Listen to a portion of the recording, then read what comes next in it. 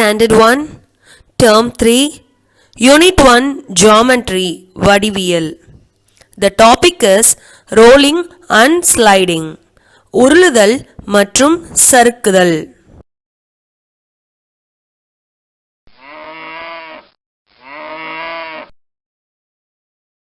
Shall we play? நாம விளையாடுவோமா?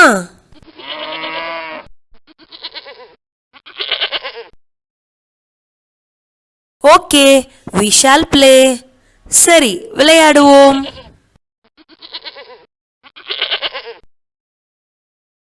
This is rolling.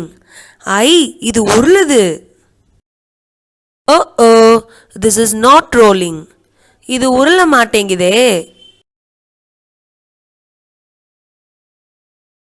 It is rolling fast. Try it.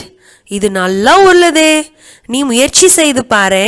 Oh, I can only slide it. You try to roll it.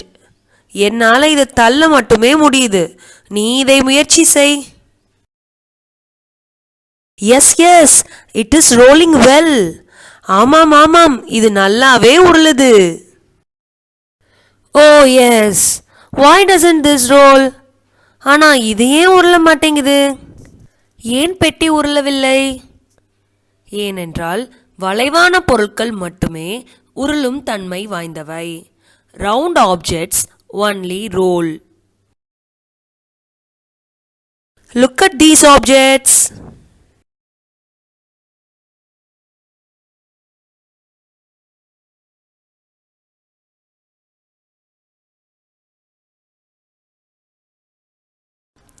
Here all objects have curved surface.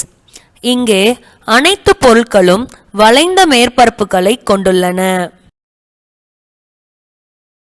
Round objects roll on a slide. சறுக்கு பலகையில் வளைவான பொருட்கள் உருளும். Look at these objects.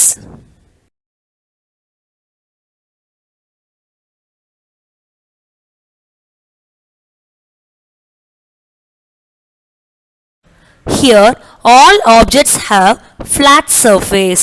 இங்கே அனைத்து பொருட்களும் தட்டையான மேற்பரப்புகளை கொண்டுள்ளன.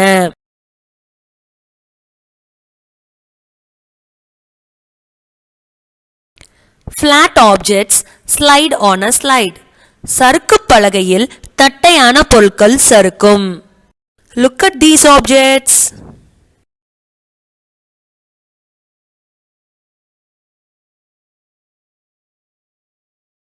Here all objects have both round and flat surface. இங்கே அனைத்து பொருட்களும் வளைந்த மற்றும் தட்டையான மேற்பரப்புகளை கொண்டுள்ளன. Here the coin is rolling on a slide. இந்த சறுக்கு பலகையில் நாணயம் உருண்டு கொண்டிருக்கிறது. Here the coin is sliding on a slide. இங்கு நாணயம் சறுக்கிக் கொண்டிருக்கிறது. The coin has both round and flat surface. நாணயம் வளைவு மற்றும் தட்டையான இரண்டு மேற்பரப்புகளை கொண்டுள்ளது. So it can roll and slide. அதனால் நாணயம் உருளவும் செய்யும் சறுக்கவும் செய்யும். Both round and flat objects either roll or slide on a slide according to the nature of the object. வளைவு மற்றும் தட்டை ஆகிய தன்மைகளை கொண்ட பொருட்கள் சறுக்கு பலகையில் அதன் தன்மைக்கேற்ப உருளவோ அல்லது சறுக்கவோ செய்யும்.